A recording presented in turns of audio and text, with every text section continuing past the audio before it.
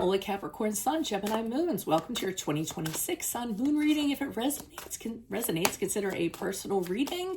And if you want to see it in its entirety, go to my YouTube channel, Veronica Garnett. Otherwise, let's talk about some of your traits that you have as a Capricorn Sun, Gemini Moon. So you have tons of interests. You actually have a hard time whittling down all of them to focus on one thing that you want to do. You do want to move ahead in the world, climb up the, corporate ladder. You're very good at planning. You're known for that, but you also love to learn new things. You're very versatile. You're very energetic. You're very aware, very self-aware, and also aware of your own mind. You do have a longing for innovation, for variety, and one of the most important things to you is to gain knowledge in all of your endeavors.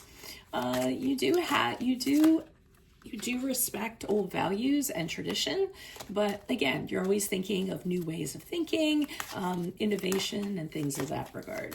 You're a very restless person. It keeps you on the move. Concentrating on things is really not one of your best qualities, if I were to be honest.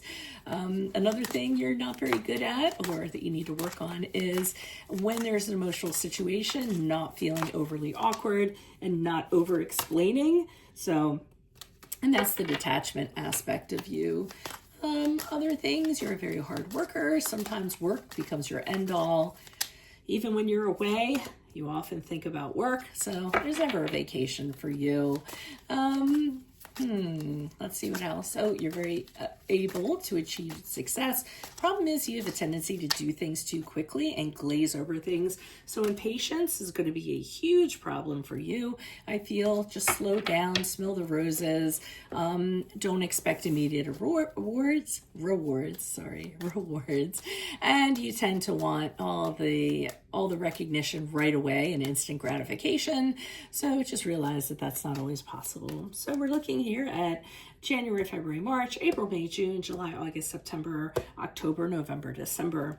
If you want to see the continuation of this, it's in my Vimeo channel under Veronica Garnett. January, February, March, Page of Pentacles in the upright. Looks like you have a wonderful idea that might actually yield some money. It can also be that some of you want to go back to school. You may want to start a new business.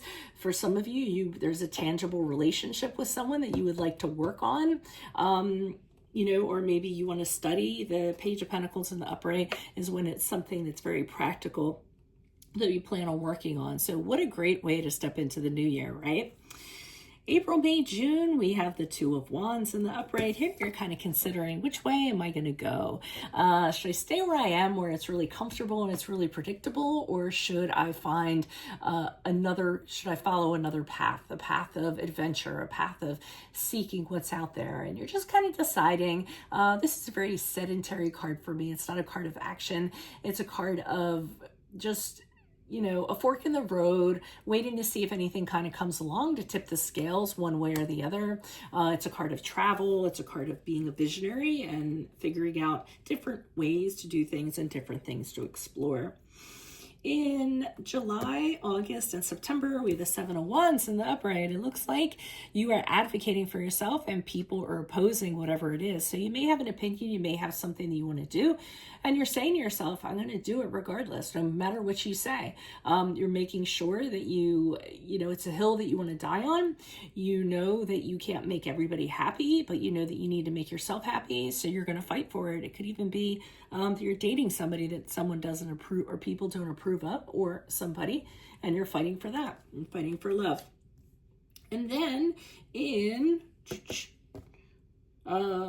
October, November, December, we have the Death card in reverse. So Death card in reverse is the card of Scorpio, but it's also a card of an inability to move on from something.